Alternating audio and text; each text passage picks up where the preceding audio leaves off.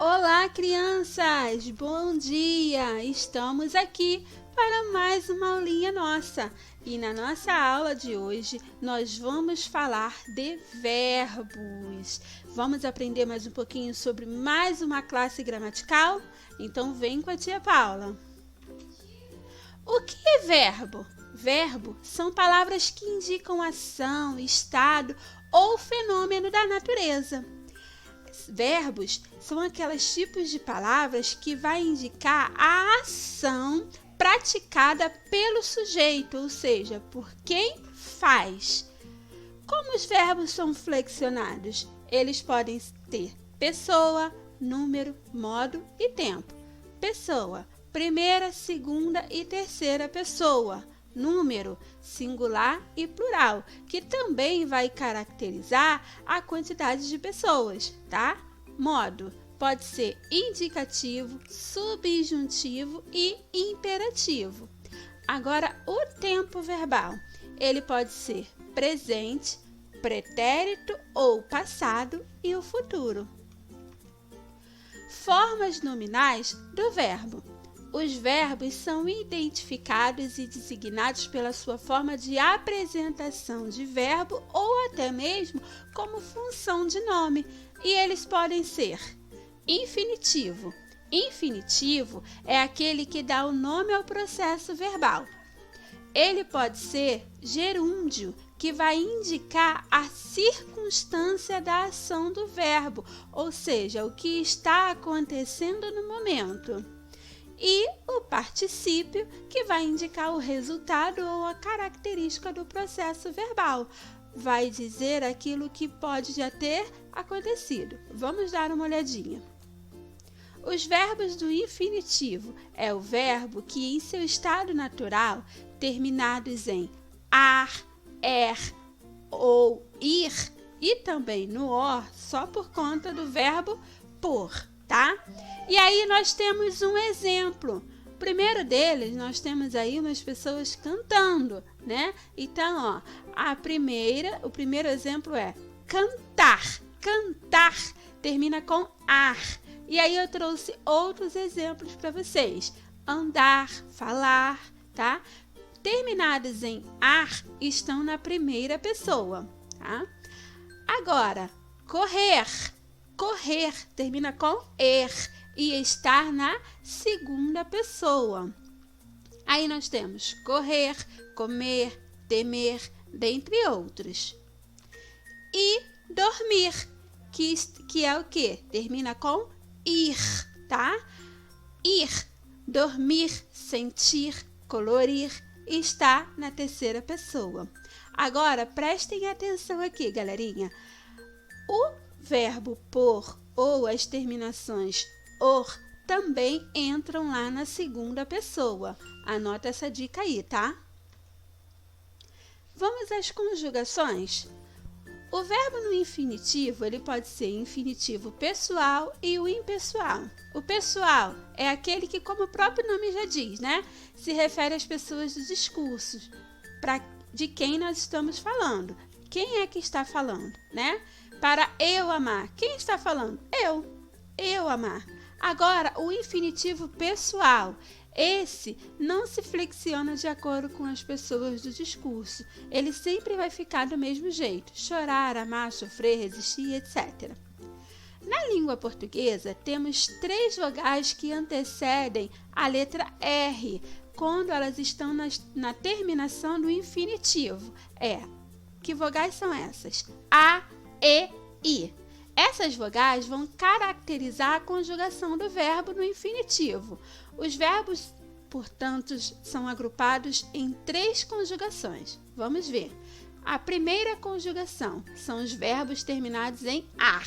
Gostar, andar, amar, achar. Agora, a segunda conjugação são os verbos terminados em er. Bater, comer, ler, ver. E na terceira conjugação, são os verbos terminados em ir, subir, rir, partir, abrir. Mas observe, olha aí, o verbo por, assim como seus derivados, ou seja, aqueles que derivam do verbo por, compor, repor, depor e etc., pertencem à segunda conjugação, porque na sua forma antiga a terminação era er, como por exemplo em poer. A vogal E, apesar de haver desaparecido do infinitivo, revela-se ainda em algumas outras formas do verbo, como em põe, pões, põe e etc. Pegou, galerinha? Agora, o gerúndio. O gerúndio, ele vai transmitir uma noção de duração e de continuidade da ação do verbo, ou seja, daquilo que ainda está acontecendo, né? Do que está havendo naquele momento. Então, na primeira pessoa, ele vai terminar com ando, tá? Prestem atenção. O gerúndio vai terminar com NDO. Então, nós temos o sufixo e ele vai terminar com NDO. Anda, andando. Dança, dançando. Pulando, tá? Plantando. Todas essas estão no gerúndio e estão o quê? Na primeira pessoa. Agora, na segunda pessoa, vão terminar em endo. Comendo, correndo, fazendo, vencendo, dentre outros. E na terceira pessoa, vão terminar com indo. Dormindo, ouvindo, saindo, rindo. Observe que todas essas ações do verbo no gerúndio dá o entender, né? A gente consegue perceber que está acontecendo. É um momento de duração da ação do verbo. Agora, o particípio é a forma nominal que expressará o resultado do fato verbal. Ele vai indicar uma ação já realizada ou até que já se finalizou. E ela é caracterizada pela terminação do. O particípio, ele vem falado, andado, cantado, tá? Agora, o particípio, ele pode ser regular e irregular. Observe aqui, o irregular, aceso, aceite, entregue. Mais para frente, nós iremos ver mais um pouquinho disso a fundo. Agora, o tempo verbal. O tempo vai indicar em que ação o verbo ocorre. E ele pode ser no presente, que é o que está acontecendo agora. Ele pode ser no pretérito ou no passado, que é o que já aconteceu. E ele pode ser no futuro, que é o que vai acontecer. Então, presente, pretérito ou passado e futuro são os tempos verbais. Agora, o modo. O modo, ele tem 3 tipos de modo. O primeiro deles é o indicativo. Como o próprio nome já diz, ele vai indicar a ação de modo e pode ser flexionado em diferentes tempos. Ele vai indicar o presente, o pretérito ou até mesmo o futuro. Observe o exemplo. Viajaremos no feriado. Viajaremos está indicando o quê? Uma condição de modo, né? De alguma coisa que pode acontecer. Quais são os tempos verbais do modo indicativo? Presente indica uma ação que acontece no momento em que se fala. Pretérito perfeito indica uma ação concluída no passado, que já foi concluído lá para trás. No pretérito imperfeito, vai indicar a ação que ainda não foi concluída, no momento em que está acontecendo. Agora, no pretérito mais que perfeito, vai indicar uma ação que ocorreu no passado, em relação a outra que também aconteceu lá no passado. No futuro do presente, vai indicar uma ação que ocorrerá depois do momento em que se fala, depois do momento em que a fala já ocorreu. E o futuro do pretérito vai indicar uma ação que ocorrerá em relação a outra ação que aconteceu também lá no passado. Não é difícil, basta somente a gente treinar. Vamos dar continuidade? Agora, o subjuntivo. O subjuntivo também é modo verbal. E aí, ele vai indicar um desejo, uma dúvida e até mesmo uma possibilidade. Utilizado para quê? Para que ele é utilizado? Ele é utilizado para indicar um fato incerto, alguma coisa que pode acontecer, né? Veja o exemplo. Se eu pudesse, viajaria no feriado. O pudesse é um verbo no subjuntivo. Por quê? Porque ele não está dando certeza. Ela não tem certeza se ela pode ou não viajar no feriado. Quais são os tempos verbais do modo subjuntivo? Presente vai indicar a possibilidade de um fato no presente, né? No que está acontecendo agora. No pretérito imperfeito, vai indicar uma possibilidade no tempo passado, no que já aconteceu.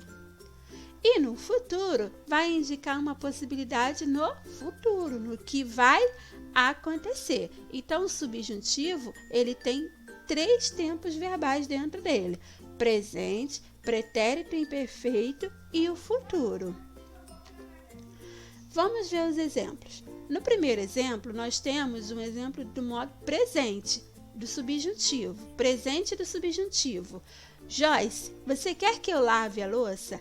O verbo lave está no presente do subjuntivo. Por quê? Porque ela está perguntando se naquele momento ela quer que eu lave a louça. Se a Joyce quer que eu lave a louça. Agora, o segundo exemplo vai falar do pretérito imperfeito. Exemplo: se nós tivéssemos nos organizados antes, poderíamos ir. Ou seja, se tivéssemos sido avisado ou até mesmo tivéssemos nos organizado antes, a gente poderia ir a algum lugar, a alguma viagem, né? Então, o tivéssemos está no pretérito imperfeito porque ele está indicando uma possibilidade no tempo do passado. E o exemplo 3 vai falar sobre o futuro, ou seja, o que vai acontecer, uma possibilidade do que vai acontecer. Vamos lá. Quando ela puder, ela vai.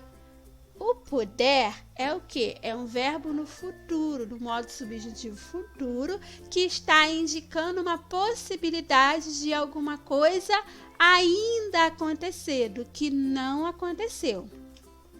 Agora, o imperativo. Ele vai indicar uma ordem, um pedido e até um conselho, tá? Imperativo é sempre aquele que indica ordem, pedido ou conselho. Esse é o mais fácil. Observe. O que ele faz? O que ele está pedindo aí? Façam silêncio. Façam silêncio não é uma ordem? Eu não estou indicando para que tenha silêncio naquele momento? Então, ele é um verbo no imperativo, fazer no imperativo, tá? Então, mas olha só, atenção. Ele pode ser afirmativo e negativo. Então, o afirmativo, quando eu afirmo, quando eu ordeno, seja a hora, tá? E o negativo vai ser esse exemplo. Não façam silêncio.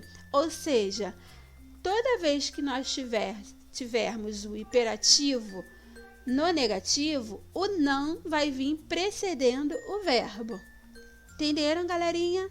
Eu sei que pode ser um pouquinho complicado, mas com a prática a gente chega longe. Até a nossa próxima aula e beijinhos no coração. Estou morrendo de saudade de vocês. Beijos e fiquem atentos às informações que darei lá no grupo. Tchau, tchau!